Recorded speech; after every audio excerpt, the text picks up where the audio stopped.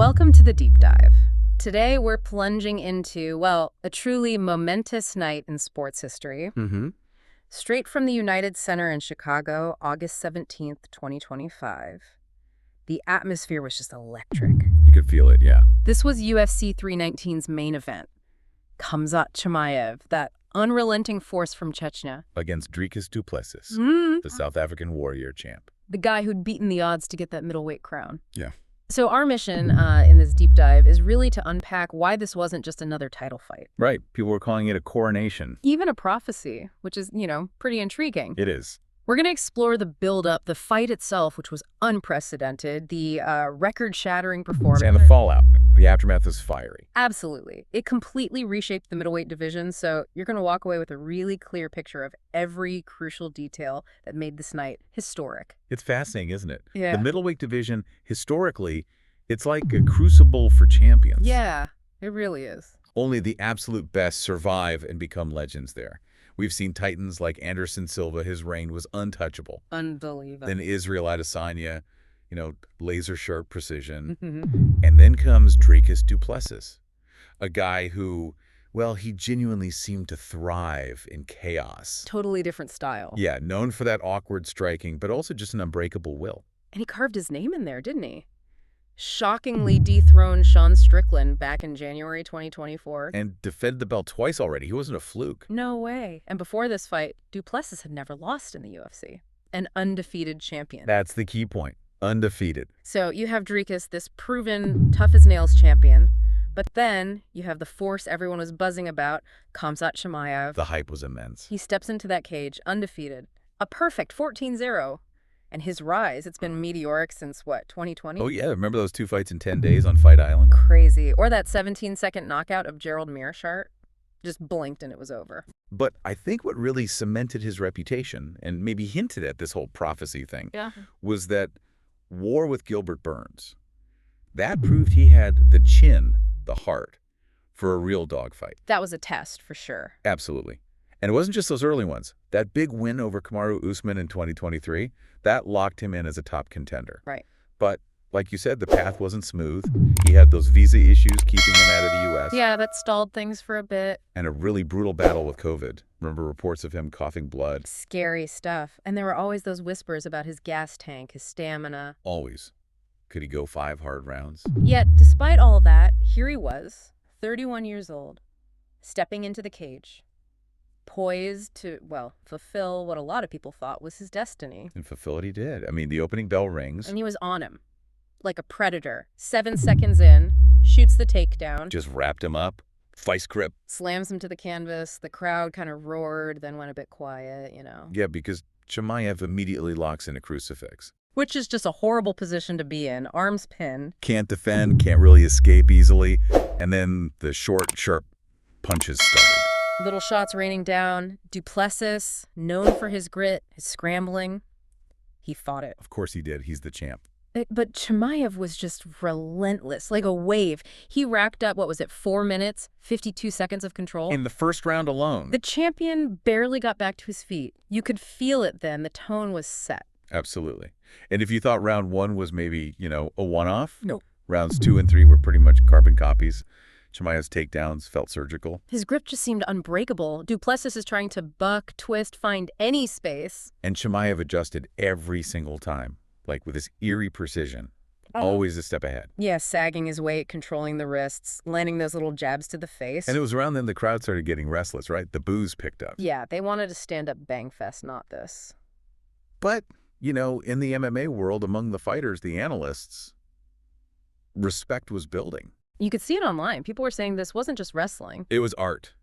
Because it wasn't just holding him down. It was constant attacking, transitioning, finding openings where there didn't seem to be any. That chain wrestling, always having the next move ready. That's the difference.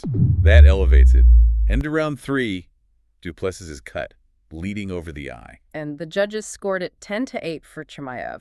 Maybe multiple 10-8s even. The real MMA fans, they knew they were watching something historic, despite the boos. So 3 rounds down, pure Chimaev dominance. Then round 4. Okay, a little glimmer of hope for Dricus. A brief one, yeah. He actually stuffed a takedown attempt. The crowd went nuts, landed a stinging knee. You thought maybe? Just for a second. But Chimaev, completely unfazed, immediately changed his wrestling. Right back to it. Every time Plessis thought he had a moment to breathe. Chimaev was already setting up the next takedown, dragged him right back to the mat. Then there was that controversial moment Marc Goddard stood them up. Yeah, for inactivity. That sparked a lot of debate online. Was it too quick? Maybe. But Chimaev's response was instant. Another takedown. Another crucifix. Plessis fought to his feet, what, twice in that sequence? Yeah, showed incredible heart, but Chimaev just pulled him back down each time. That round was just suffocation. Total suffocation. Which brings us to the final act, round 5. And gotta give Plessis credit. He found one last surge. He did. Came out swinging wild. Landed a combination that actually got Khamzat's attention. Hunted for a guillotine choke. Yep. Wrapped the neck for a moment there. And then even managed to take Chimaev's back. The place went absolutely crazy, thinking maybe, just maybe. A miracle finish. Yeah. But Chimaev, the composure under fire was just remarkable. So Conk reversed the position, smothered the attack, and just survived the flurry. Exactly. The final horn sound. And honestly, the scorecards are just a formality at that point. Yeah, no suspense there. 50-44, 50-44, 50-44, all for the winner. And new UFC middleweight champion Khamzat Chimaev. The lone wolf claimed his throne. The coronation, as they called it, was complete. And the numbers from this fight, they're just staggering, aren't they? They don't just tell the story, they scream it. They really do paint a picture of utter dominance. A truly record-breaking performance. Khamzat Chimaev, now 15-0 overall. But listen to this. Okay. 12 takedowns landed. 12. Incredible consistency. And the control time, 21 minutes and 41 seconds out of a 25-minute fight. Think about that. Almost 22 minutes of control. How do you even prepare for that? I don't know, especially considering Plessis. How much time had he spent on his back before this? The stat was like 5 minutes total in his entire UFC career before fighting Chimaev. 5 minutes total, and Chimaev put him there for nearly 22 minutes in one fight. Shows the level. Overwhelmed him not just with power, but with, like, a system. Yeah. Relentless, suffocating pressure. It's more than just a record. It's a nightmare for future opponents. How do you solve that puzzle? Exactly. This performance, it's not just about Chimaev. It's a strategic shift. Middleweights are going to be studying this for years. And it gets crazier. The strikes. Chimaev landed 529 strikes. 529, that's insane volume for a grappling heavy fight. It shattered the old UFC record, right? Max Holloway's 447 against Qatar. Blew it away. And the differential, too. Yeah, a plus 484 strike differential. Historic. Just unbelievable numbers. Dana White's assessment afterwards was pretty blunt. He basically said... Yeah, I remember this. He said almost every round could have been a 10-8. Except maybe the last one, because Dricus had that late flurry. Yeah. But Dana gave Plessis props for his art. Said he never quit, even stuck in that, quote, suffocating ground game.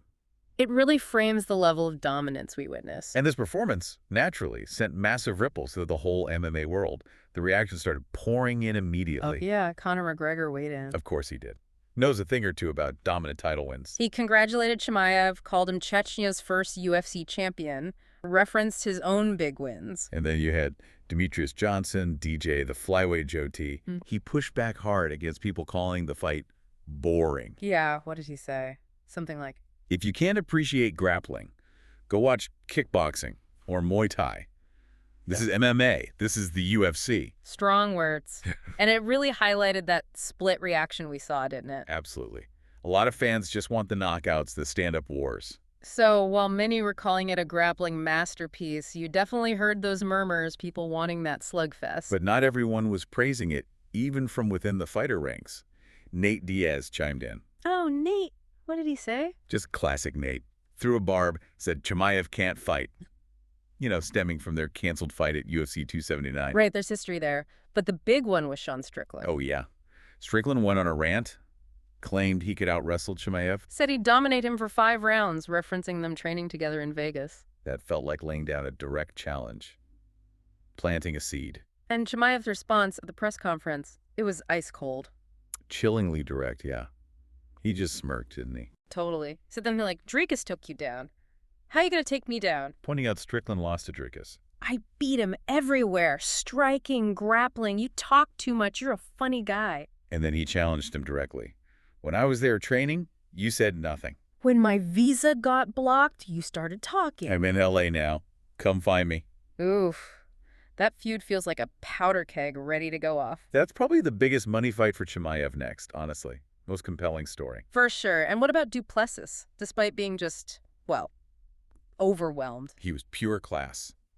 Incredibly gracious. No excuses. Just said, big ups to Khamzat. He deserves this 100%. Beat me fair and square. Promised he'd be back for the belt, which you have to respect. Absolutely. And the stats showed it. He only landed 45 strikes the whole fight, compared to Chimaev's 529. It's kind of wild considering his coach had called Chimaev one-dimensional before the fight. Yeah, well, that one dimension turned out to be an absolute buzzsaw. An unstoppable force of nature, like you said. But while Chimaev's win rightly got all the headlines, we should probably touch on the rest of UFC 319. It was a stacked card. It really was. Some amazing moments. The co-main event, Lerone Murphy. That spinning back elbow knockout of Aaron Pico. Electric. Instantly vaulted him into the featherweight title conversation. Yeah. Volkanovski called him out right after. A huge win for him.